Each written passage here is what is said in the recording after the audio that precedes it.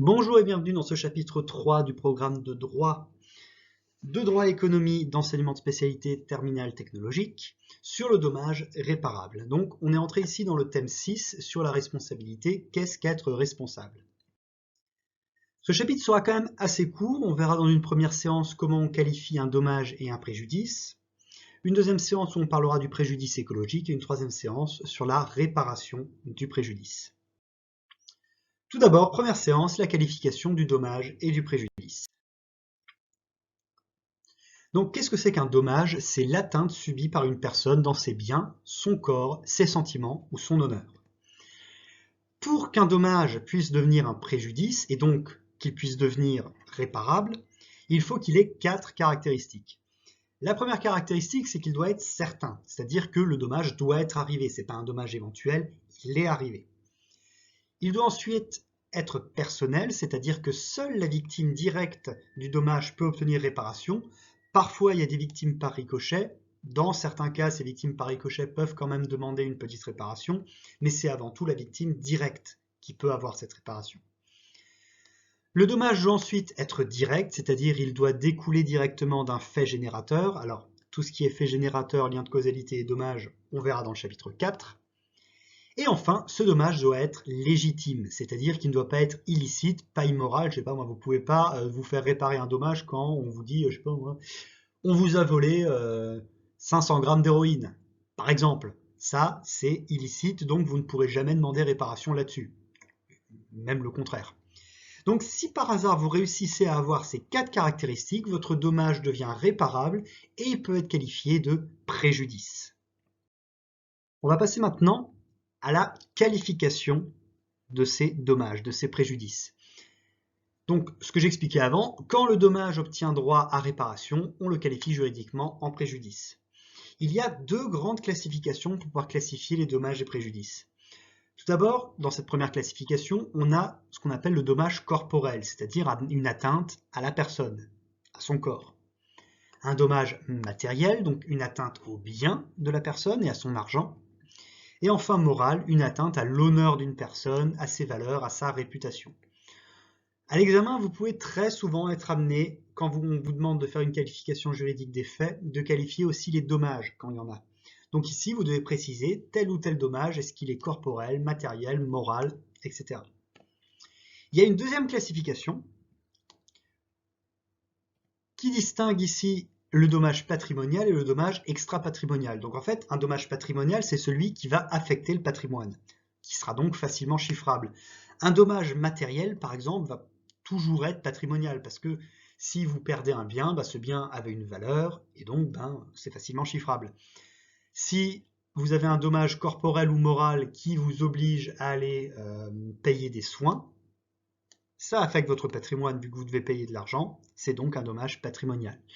Par contre, quand vous avez un dommage qui n'affecte pas votre patrimoine, donc vous avez perdu aucun bien, vous n'avez dépensé et vous n'allez dépenser pas d'argent, pas le moindre euro, c'est un dommage extra-patrimonial, donc qui n'affectera pas votre patrimoine. Maintenant qu'on a vu ici la classification des dommages et des préjudices et le passage du dommage au préjudice, on va pouvoir étudier le préjudice écologique. Donc, définition, déjà, le préjudice écologique, il peut être défini comme une atteinte non négligeable aux éléments ou aux fonctions des écosystèmes ou aux bénéfices collectifs tirés par l'humain de l'environnement. C'est l'article 1249 du Code civil qui en parle, et selon cet article, la réparation du préjudice écologique doit obligatoirement être en nature, donc c'est-à-dire la remise en état du lieu dégradé. Sinon, il y a une réparation par équivalence, c'est-à-dire en donnant des dommages et intérêts. On reverra ça juste après dans la séance 3.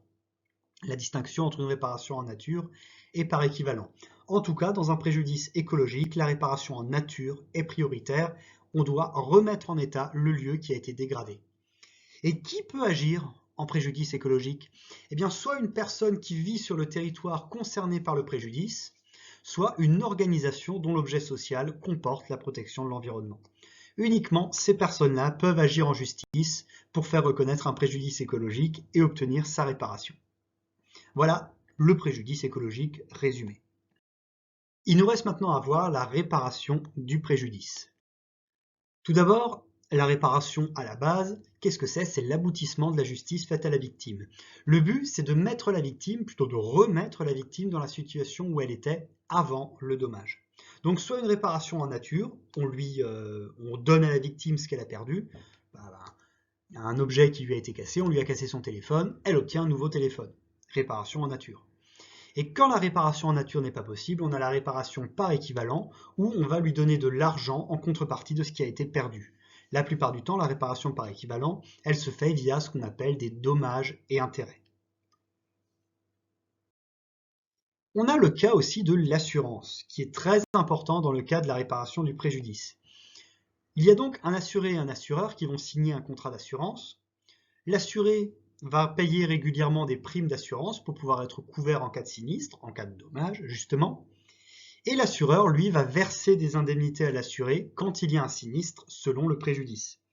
Et si par hasard, vous avez justement une assurance, par exemple l'assurance tout risque, ça va être plus simple à expliquer, et que vous devenez responsable d'un dommage, c'est l'assureur, votre assureur, qui va prendre votre place en fait dans la responsabilité, et c'est lui qui va devoir payer à la victime les indemnités, parce que vous êtes couvert par ce contrat d'assurance, que vous payez régulièrement vos primes d'assurance, vous avez donc droit à des indemnités ou alors à avoir un switch de responsabilité, si on peut le dire comme ça, si par hasard vous devenez responsable d'un dommage d'une manière ou d'une autre. Ce sera votre assureur qui prendra ça en charge. Voilà pourquoi c'est très important, voire dans certains cas obligatoire, d'avoir un contrat d'assurance. Et enfin, le dernier élément, le cas des fonds de garantie. Alors, dans certains cas, il y a même des gens qui n'ont pas d'assurance, ou alors des cas où l'assurance ne s'applique pas, et donc on a mis en place des fonds de garantie pour quand même indemniser les personnes. Vous avez par exemple le fonds de garantie des assurances obligatoires de dommages, le FGAO. Lui, il sert à indemniser les victimes d'accidents de la circulation qui sont provoqués par des personnes soit qui ne sont pas assurées, soit qui se sont barrées et qu'on n'a jamais retrouvées. Donc l'idée, c'est que même si la personne n'est pas assurée, il faut que la victime puisse obtenir réparation de son préjudice. Eh bien, ces fonds de garantie servent à cette réparation. Vous avez aussi le deuxième, le fonds de garantie des victimes des actes de terrorisme et autres infractions, le FGTI. Alors ici, c'est un petit peu différent, c'est à la base, ça servait, comme son nom l'indique, à réparer les préjudices subis par les victimes de terrorisme. Aujourd'hui, on l'a un petit peu élargi, et il sert en fait à réparer les préjudices commis par toutes les infractions de droit commun, en plus du terrorisme. Voilà, c'était le chapitre 3 sur le dommage réparable. Je vous souhaite donc de bonnes révisions et une bonne journée.